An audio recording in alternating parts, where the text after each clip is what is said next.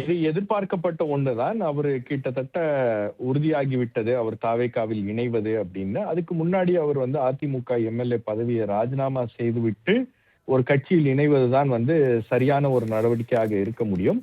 ஆகவே அதுதான் வந்து இன்று திரு செங்கோட்டையன் அவர்கள் செய்திருக்கிறார் அப்படின்னு பார்க்கிறேன். அதாவது செங்கோட்டையன் அவர்கள் அதிமுகவில் இருந்து நீக்கப்பட்டதுக்கு பிறகு அவர் என்ன செய்ய போகிறார் அப்படின்ற ஒரு கேள்வி என்பது இருந்தது.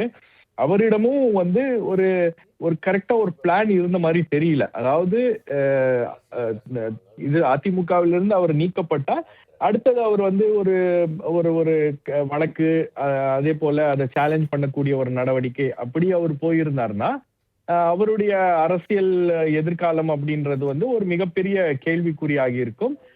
ஏனென்றால் வழக்குல என்ன தீர்ப்பு வரும், அது அவருக்கு சாதகமான தீர்ப்பு வருமா வராதா அப்படின்ற பல்வேறு விஷயங்கள் அப்படின்றது இருக்கு.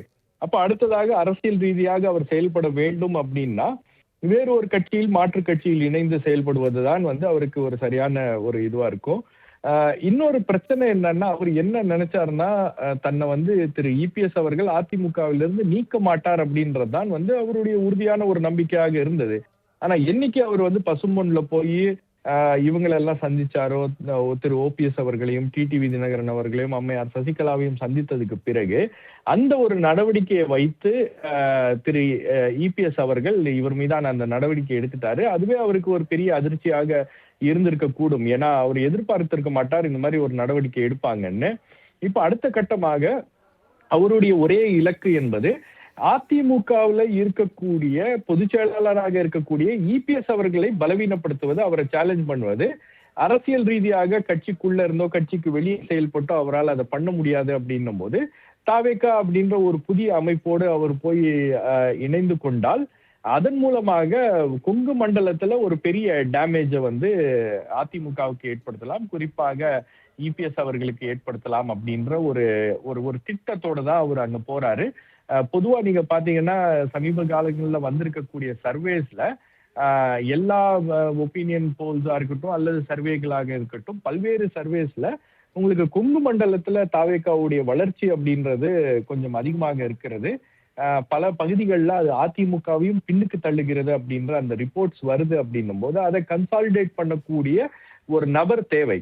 இப்ப திமுகவுக்கு திரு செந்தில் பாலாஜி அவர்கள் இருக்கிறார், தாவேகாவுக்கு அப்படி யார் இருக்காங்க அப்படின்ற ஒரு கேள்வி இருக்கு. அதிமுகவுக்கு பல தலைவர்கள் இருக்காங்க.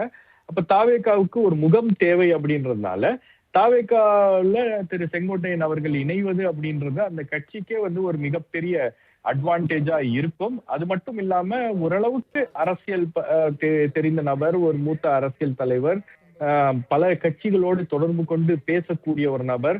இன்னும் பல பேர் வந்து அவரு கட்சிக்குள்ள அதிமுக நிர்வாகிகளை கூட அல்லது அதிமுகவில் அதிருப்தியில இருக்கக்கூடியவர்களை எல்லாம் வந்து ஒரு பக்கம் தாவேகாவில் இழுக்கக்கூடிய ஒரு இடத்துல இவர் இருப்பார் அப்படின்றதும் வந்து ஒரு எதிர்பார்ப்பாக இருக்கிறது.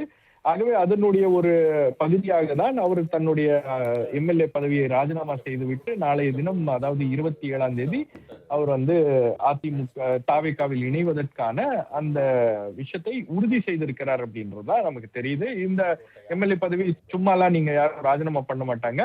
அப்ப அடுத்தது இந்த ட்ரெஜெக்டரியில தான் அவர் போறாரு. தாவேகாவில் இணைவது ஒரு 100% உறுதியாகி இருக்கிறது இதன் மூலமாக அப்படின்றது தான் நம்ம புரிந்து கொள்ள முடியும்.